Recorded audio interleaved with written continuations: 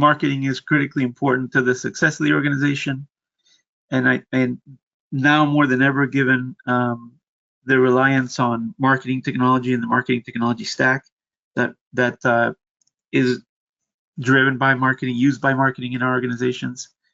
But the mission remains the same in terms of generating demand for products and services to meet revenue targets, connecting with key users with targeted messaging through tailored marketing campaigns, and being able to communicate benefits and features of the product, and also communicate to the rest of the world how our customer needs are satisfied by our product. So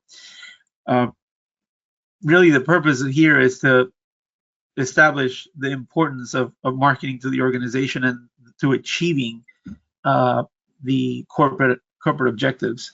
And I very succinctly started to meet revenue targets in the very first question that we're trying to answer, because at the end of the day, it is what drives the business, and being able to close business and increase revenue for growth.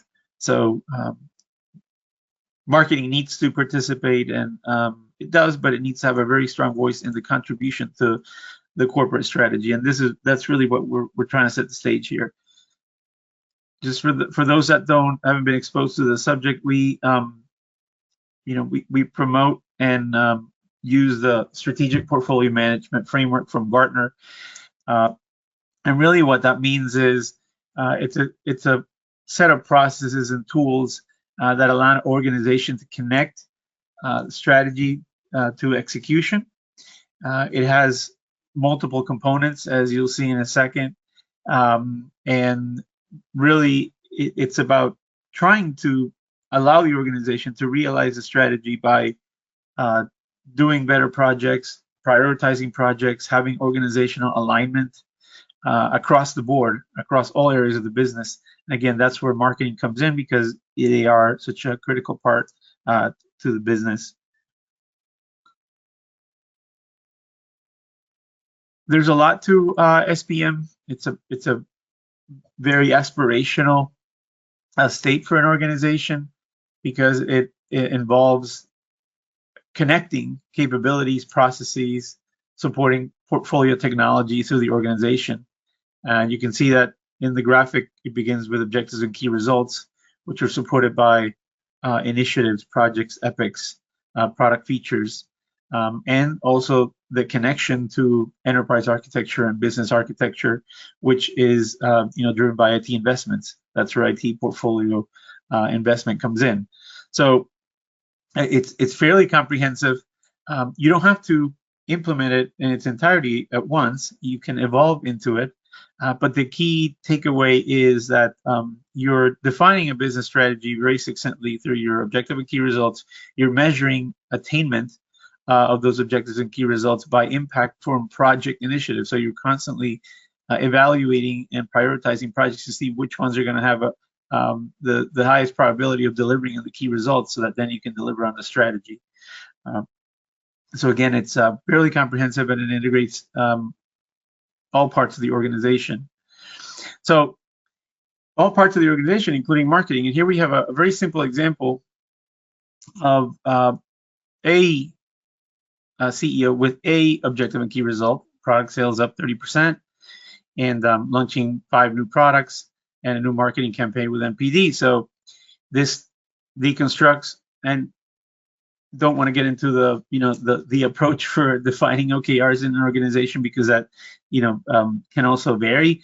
But the main point is that the functional areas of the business have to determine how they're going to contribute to their objective and key results of the overall corporate organization, in this case represented by the CEO.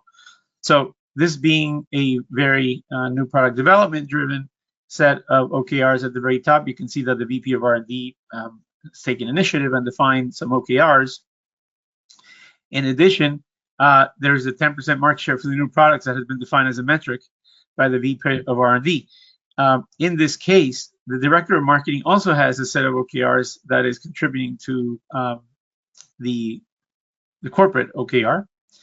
And at the same time, in order to participate or impact the VP of R&D's 10% market share, that marketing PMO is going to have to contribute or have projects that align to that. So here's an example of a very growth-oriented new product development scenario where a marketing PMO needs to contribute not only to the corporate portfolio but also to initiatives in R&D. So it's a case where the marketing PMO plays a central role in making sure that both the R&D OKR and the corporate OKR are met, and it highlights the need for having that that marketing PMO project portfolio so you can monitor the progress of how initiatives are contributing to meeting the key result. And again, this is an example of business functional PMOs, because at the enterprise PMO level, the projects derived from the marketing PMO and their own PMO are being listed in an inventory at the higher level in order to make sure that you're meeting the you're realizing the strategy, which is really what the example of the CEO is. Are we meeting the corporate strategy by contributing projects to the OKRs of the organization? So the next highlight I want to make is that a marketing PMO is not marketing operations. A marketing PMO, as I showed earlier, you should be at a holding that defined marketing strategy that was defined. What are the OKRs, the objectives for marketing in its contribution to the overall strategy? The marketing PMO is going to maintain that project inventory, the portfolio of work, and is going to ensure that success of projects support those marketing business outcomes, which are the KRs. They might be maintaining standards for marketing project management. Marketing is, very unique. There's art and science involved in project management and portfolio management, but I think even more in marketing. I mean, much more art. So the approaches for doing marketing projects, might be slightly different than doing engineering projects or IT projects. So those standards are maintained by the marketing PMO. And as I showed earlier, the marketing PMO is going to integrate and connect with the overall enterprise project management office to make sure that those projects are represented, and initiatives, by the way, because there will be requests for funding. Initiatives from the marketing PMO are well represented in the overall corporate portfolio.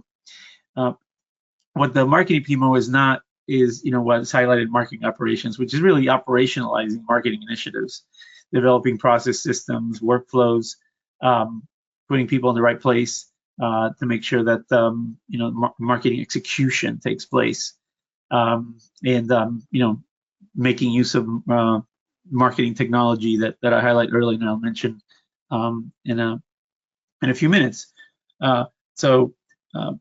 Focused on that role of the marketing PMO.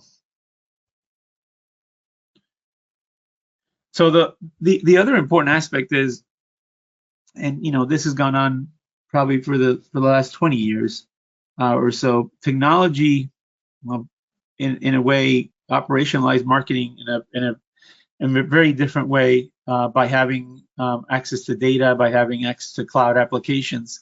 So here's just an example of and really a test for your marketing organization. I mean, do you have a marketing PMO that is the agent of transformation? And what this immediately relates to is, have you implemented all these solutions? How many of these solutions are you taking advantage of to actually drive the OKRs of marketing? It's incredibly diverse and atomic in terms of all the different services that you could be making use of in terms of technology to to drive the marketing agenda and your marketing metrics. So this needs to be managed by the marketing PMO. I mean, the IT PMO can lead it, but at the end of the day, these are marketing initiatives that in many ways contribute to the KRs of the organization. I have a couple of slides here. One that's just the representation of a marketing stack with all the different areas that you could be operating in. And prominently, I did put OnePlan here because we do participate in enabling marketing PMOs and marketing project management and project portfolio management. And then, a survey of spend of technology that sits within the marketing budget. And again, all of these are being used by marketing teams and should be implemented and improved, enhanced by the marketing PMO. So in the end, how much are you transforming marketing technology to achieve greater business outcomes? These are the tools that your marketing PMO will implement so that you can get to the KRs that you promised to the organization. So what type of PMO do you want to be? So I just highlight this because I think it's an important point that gets missed in terms of, you don't have to be all things to all people, but you do have to focus on what's going to have greatest impact to your organization. There's factors that involve or include like culture, style, skill sets internally that define, where you're going to be in the spectrum. And I went, you can see that on the left are the two probably highest weighted types of PMOs that you see, an activist PMO and a delivery PMO, with on the right, compliance PMO and COE PMOs as probably not as common, although in all cases you will probably, your PMO will act in this way in some fashion. It's just the weight or the main focus of what type of project management office you're going to have. The activist PMO is managing demand, is approving the business case, monitoring project portfolio. The delivery PMO is really where most of you see PMOs in marketing and project execution to the expected outcomes, building repeatable process. The compliance PMO is mostly based on standards and adherence to standards. My personal point of view is that you don't want to focus on that 100% because that really doesn't deliver as much value to the organization, it can it can turn people off in terms of the perceived value that you're providing to the marketing organization. COE PMO is kind of a community practice. That's what COE is, and it's a loosely based set of project managers that kind of work together. It's less formal, and I would not recommend it. I'd definitely be recommending activist PMO and delivery PMOs if you're looking to set up a marketing PMO. The type of PMO defines a charter, and that's really important. You need to have a charter that defines what you're going to be offering. What is the purpose of our PMO in marketing, and what are the levels of service that we're going to offer? What are we going to do, and what are we not going to do? That's also very important. So in the end, the marketing PMO integrates into the enterprise portfolio. I mentioned that earlier, and here's a visual that kind of gives us that you have strategy execution management within strategic portfolio management, where we're trying to determine how close are we getting to meeting our corporate objectives in terms of OKRs. Then we're going to have portfolios that are going to support those OKRs. And very simply here we have an IT on the left and the enterprise PMO on the right. They could be all into one, by the way, but usually because IT is so focused, it will have a separate portfolio. The enterprise PMO is made up of the business unit PMOs that are themselves in what I've talked about so far, is enabling the marketing PMO to deliver those business outcomes either through MarTech or through initiatives that contribute to the overall corporate portfolio. So there should be probably a line that connects marketing in order to do this marketing to the strategy execution, but we're doing it here in a hierarchical fashion. Last week, my colleague Jim Patterson talked about operations, so that's what that operations represent. And if you're doing product, then I've actually recently been involved with implementations of OnePlan for R&D and product-driven organizations. Those are the projects that are again contributing part of the enterprise PMO that are contributing to the overall strategy execution. So just to finish up in terms of SPM, because what we want to do is represent here what SPM is all about. Is about strategy and OKRs and value streams and delivering on the strategy, delivering the value. With very, very specific metrics. That, remember the initial example I talked about the CEO in terms of the sales growth that he's trying to achieve for the entire organization.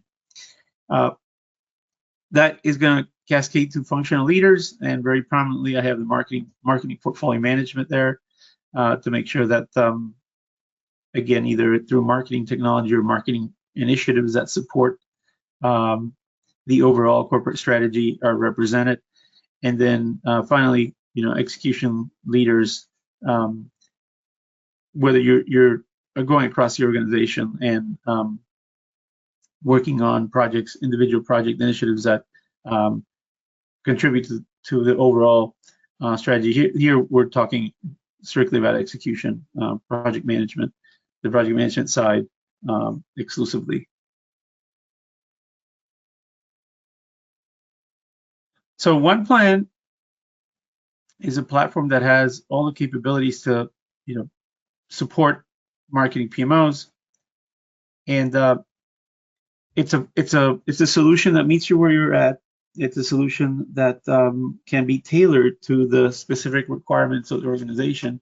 We have had marketing organizations that use OnePlan in the ways that I've described, and they're using the features that we list here. We describe our solution as having these 4 pillars of processes, and it's just for simplification purposes because you could expand it further every one of these stages. But what we're trying to do is address the personas that are shown here, personas in strategy, whether you're executives, whether you're customers, whether you're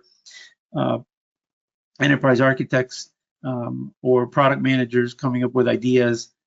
Those get captured within OnePlan as the source for what will be the portfolios, the enterprise portfolio.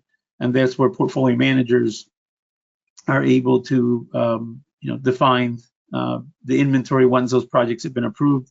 On the strategy side, there is capacity planning, financial planning, what-if scenario modeling, and I'll show that in a second in the context of a marketing PMO. And execution, OnePlan kind of straddles, the strategy to execution boundary, and we have very strong execution tools for project managers, and we can also integrate different tools if your organization is leveraging other solutions. So you can have that overarching statusing and portfolio inventory through OnePlan.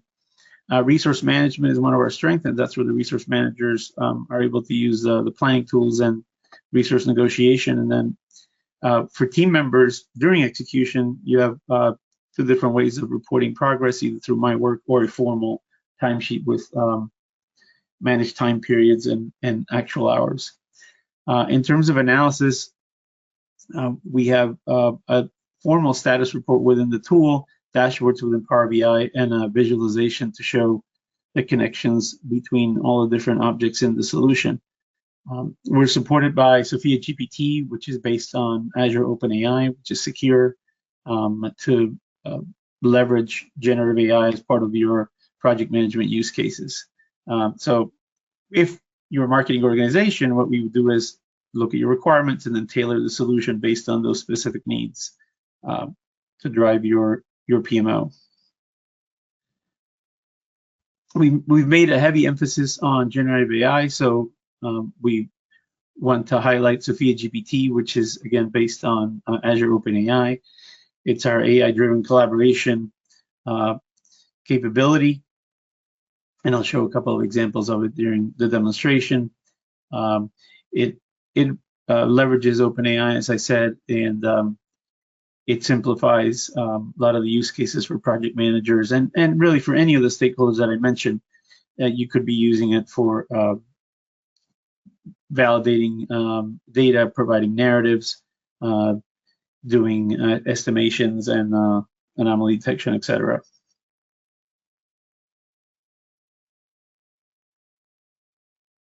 So as you'll see in the demonstration, I'll show it's always available. And this is really important because when you invoke the Sophia GPT feature, it's going to be looking at the data that's actually within your screen. So this is really important, and I think it goes to the core of using Gen AI, which is data integrity, and making sure that in this case, this screen actually has all the data that you want for analysis. So if there's additional metrics that need to be included, they should be on the screen for then you to be able to prompt Sophia GPT for the result that you're looking for.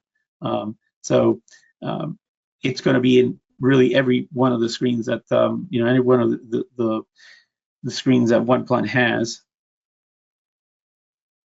And just as a point of reference, this is just a continuation of how AI has played a part within portfolio management.